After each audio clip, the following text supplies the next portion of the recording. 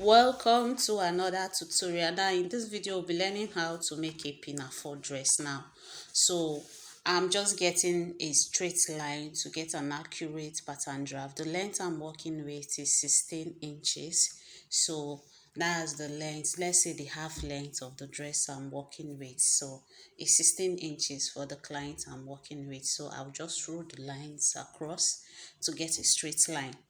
Then for the lower part also, I will do the same thing. Now, the shoulder measurement I'm working with, my client shoulder measurement is 8 inches. Now, I will minus 1 inch from the 8 inches to get the correct measurement for this pinafore. If your shoulder is 7, remove 1 inch to get 6. That's how to get it accurately. Whatsoever your shoulder measurement is, remove 1 inch from it. So I'm basically doing my shoulder slope. You all know that I use half an inch for my shoulder slope. Then for the waistline, whatsoever the quarter of your waistline is, divide it by 2 to get the right measurement for this pattern. Now my client's waistline is 9.25, which is 9 1/4, right? Now that 9 1/4, I will divide it by 2 to get the correct measurement to work with. So from that waistline, I'm connecting it straight to the shoulder line. I'll connect it straight to the shoulder line. You can already see that the shape is coming out, right? So my neck depth, I'm using 5 inch because I'm doing V-neck. So I'm using 5 inch for my neck depth. So after doing that, you just connect. It's very simple to make.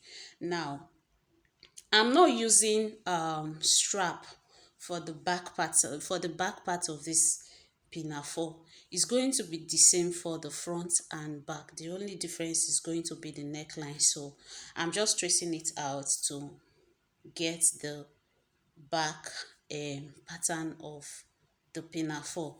So don't forget I said if your shoulder is 8, whatsoever your shoulder, half of your shoulder gives you, minus 1 inch from it if you are drafting a pinafore. That's the standard. That's how to get it.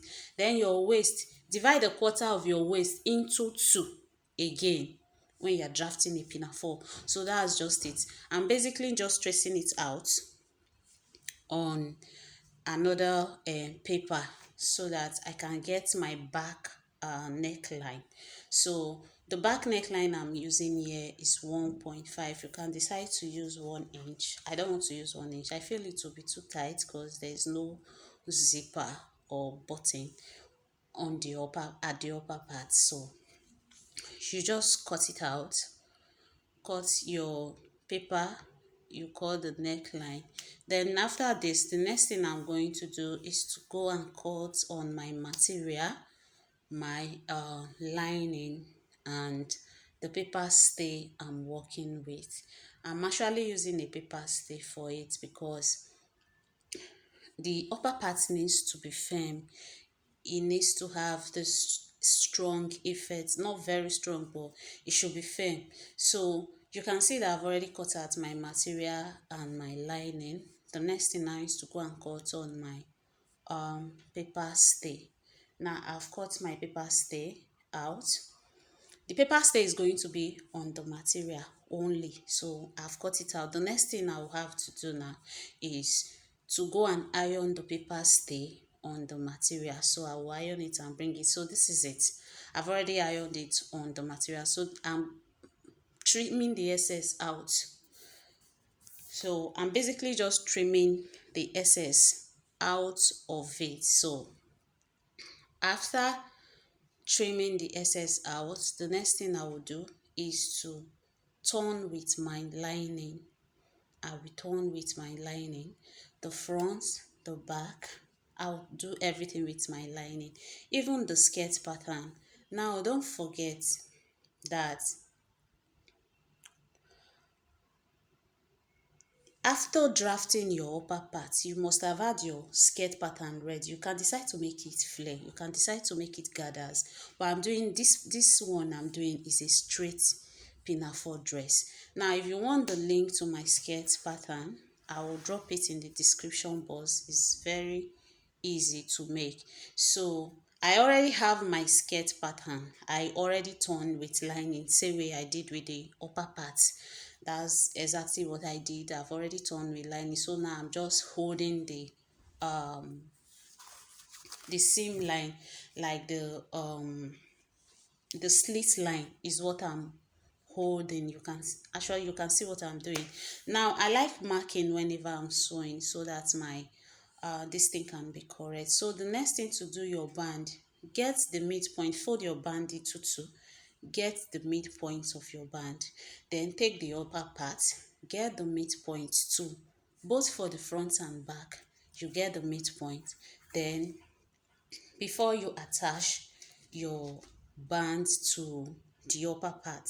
Now the first thing you have to do, you have to attach the band to the upper part first before attaching it to the skirt part, because you don't want your seam, like the seam line you're joining, to be showing on the upper part, because you see, you know that there is no covering at the side from where the pinafore itself is from the edge. You can see that there is no joining there. So yes, you have to add your band to the upper part first, making sure that you are using your band to turn the upper part to give you a very nice seam.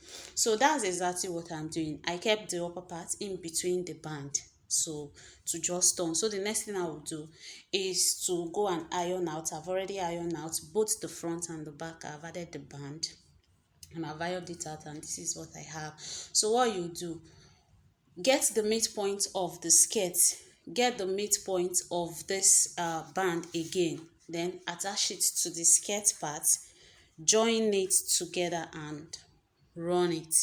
Same way we got the midpoint before attaching the band to the upper part, the same way you are getting your midpoint for the skirt, and you also get the midpoint for the band again, so that at the end of the day you see that the upper part is going to be at the middle, like it will be equal at the middle. No part will be shifting to the left nor to the right. So that's the reason why you have to notch, get your midpoint and notch before placing it to sew. You can see what it's looking like. Then the front pattern, you're also doing the same thing. Get the midpoint, notch the skirt to get the midpoint of the skirt, and also notch it. Please just attach it same way you attach the back. If you find any of my video helpful, please don't forget to subscribe to my channel, like, comment and share. If you have any question, please you can drop at the comment section. I will be glad to respond to your questions. And if you have any style you want me to work on, you can also comment and I will work on it. So yeah, you just I've added the upper part and the down part together, both the front and the back. So the next thing to do now is to run my seam line.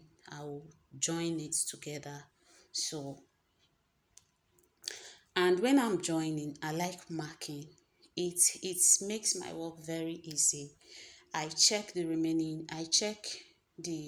measurements, then I will know how many inches I am marking out for my seam allowance. I like marking it because I don't do fitting. Like, I hardly amend a clothes that I worked on, and it's because I'm always marking. I always use my chalk.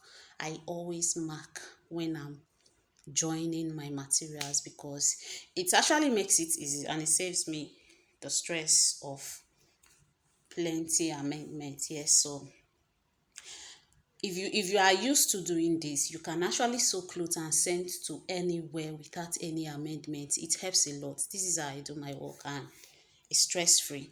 So just join the both side of the skirt. You join everything together. Then after that, you come to the shoulder part. We've not joined the shoulders. So the next thing we are doing now is to put the shoulders together. Now, I didn't do my shoulder inseam because what if the shoulder part is not fitting well? You have to loose. It's not every pattern I use inseam for also. So I'm just going to weave the upper part and the waistline of the skirt. So remember that I joined the distance from up to the down without leaving a zipper allowance. Yeah, I always do this because the lines where I will lose the thread from is what will guide me in fixing my zip. Do you understand? So that's how I do it. So I marked where the zipper will end. Then I just loosen a very small part of the skirt.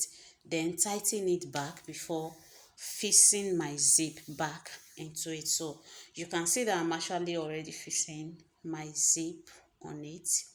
I use the invisible zip because I really don't want I don't want any zip or anything showing. I don't want any space at the side of it at all. So that's why I'm using invisible zipper. I want it to be very fine. That's why I'm using invisible zipper. So yeah. After that, you can see the outcome of the skirt.